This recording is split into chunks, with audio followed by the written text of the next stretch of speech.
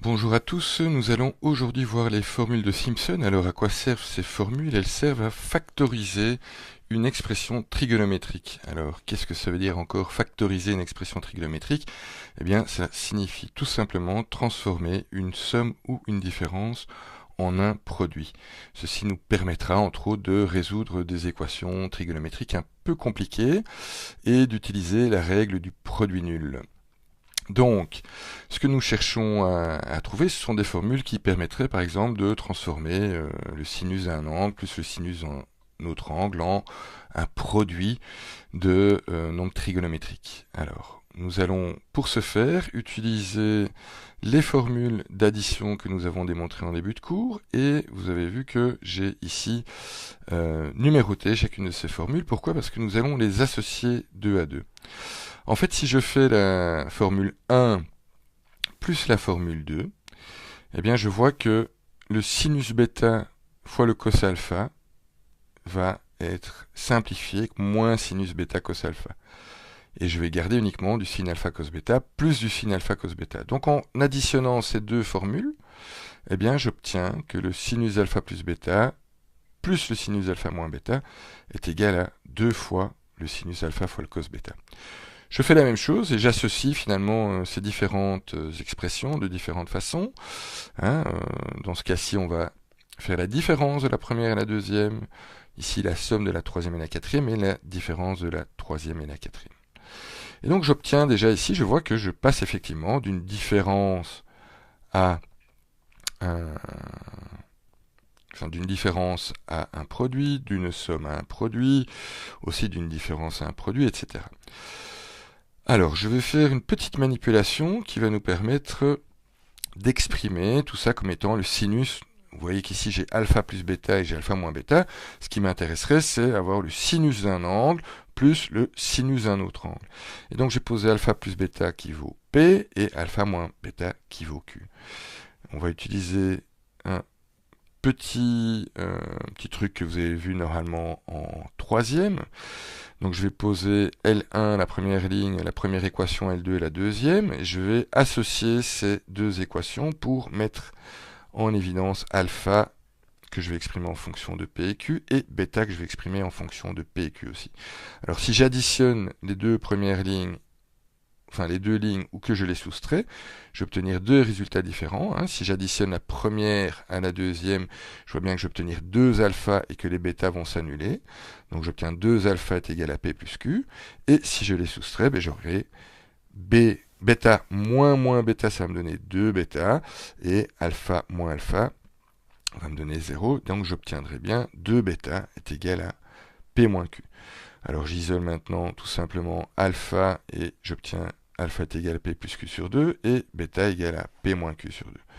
Qu'est-ce que je vais faire? Je vais tout simplement réinjecter dans mes formules ici. Donc je vois que alpha plus bêta, j'ai dit que ça valait P, alpha moins bêta, ça valait Q, et alpha vaut P plus Q demi et bêta est égal à P moins Q demi. Donc si je réinjecte dans chacune de mes expressions ici, ces valeurs-ci pour alpha et ces valeurs-ci pour alpha plus bêta et alpha moins bêta, j'obtiens l'ensemble de mes formules de Simpson sur les sinus et cosinus. Alors je ne vais pas démontrer ici les formules de la tangente, enfin de la somme de deux tangentes et de la différence et de la cotangente. Vous avez ça dans votre cours et vous allez voir, c'est vraiment très facile. Alors, on va exploiter ces différentes formules et je vais donc vous montrer ici quelques petits exemples qui vous permettront d'aborder les exercices. Alors on nous demande de transformer en un produit, donc de factoriser cette première expression, le cosinus de 3a plus le cosinus de θ. On va simplement appliquer notre formule qui nous dit qu'on va faire 2 fois le cosinus de la somme de ces deux angles divisé par 2 fois le cosinus de la différence de ces deux angles divisé par 2. Une fois que je réduis les expressions ici, j'obtiens 2 fois le cosinus de 5a fois le cosinus de moins 2a. Et le cosinus de moins 2a Si vous vous rappelez bien votre cercle trigonométrique, vous savez que c'est exactement la même chose que le cosinus de 2a. Donc le cosinus d'un angle et de son opposé renvoie la même valeur. Et donc je peux simplifier et dire que cosinus de 3a plus cosinus de θ, c'est égal à 2 cosinus 5a fois cos 2a. Donc j'ai bien réussi à factoriser mon expression de départ. On va appliquer la même chose avec le sinus. Donc j'applique tout simplement la formule. Donc le sinus, la différence de deux sinus, je vais devoir prendre le sinus de la différence des deux angles divisé par 2, multiplié par le cosinus de la somme des deux angles divisé par 2. Après simplification, j'obtiens 2 fois le sinus de moins a fois le cosinus de 3a. Et le sinus de moins a, lui, attention, il est égal à moins le sinus de a. Ok, et donc j'obtiens moins 2 sinus a fois le cosinus de 3a. Donc ça, c'est un premier type d'exemple. Donc c'est vraiment l'utilisation de mes formules pour pouvoir factoriser une somme ou une différence. Et ici, on me demande plus simplement de simplifier les expressions suivantes. Alors pour simplifier des expressions, on sait très très bien que on ne peut simplifier des fractions que si on a un produit au numérateur et au dénumérateur de facteurs identiques. Et alors si j'ai des facteurs identiques, je peux les simplifier. Et donc je vais de nouveau appliquer simplement mes formules et transformer mon numérateur et mon dénominateur en un produit. Donc le premier, c'est la différence de 2 cosinus. Donc attention, la différence de 2 cosinus me donne le produit de 2 sinus. Le premier, je prends la somme des deux angles que je divise par 2, le deuxième, la différence. Et au dénominateur, la différence de 2 sinus va me donner 2 fois le sinus de la différence fois le cosinus de la somme des deux angles divisé par 2.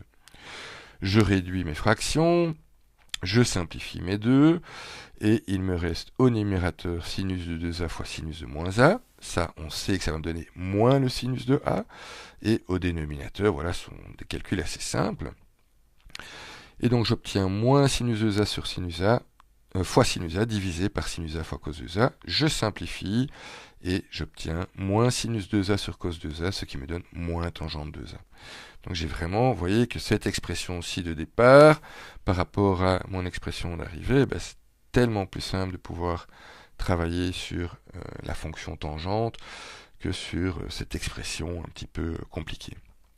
Alors le suivant, c'est vraiment application des formules pures et dures. On reprend nos petites formules, on transforme, on va pouvoir simplifier les deux, on va pouvoir simplifier le cosinus de P-Q sur 2 et le cosinus de P-Q sur 2 au numérateur, au dénominateur, et il me reste finalement la tangente de P plus Q sur 2. Voilà ce qui termine cette petite vidéo. Je vous souhaite une excellente journée et à très bientôt.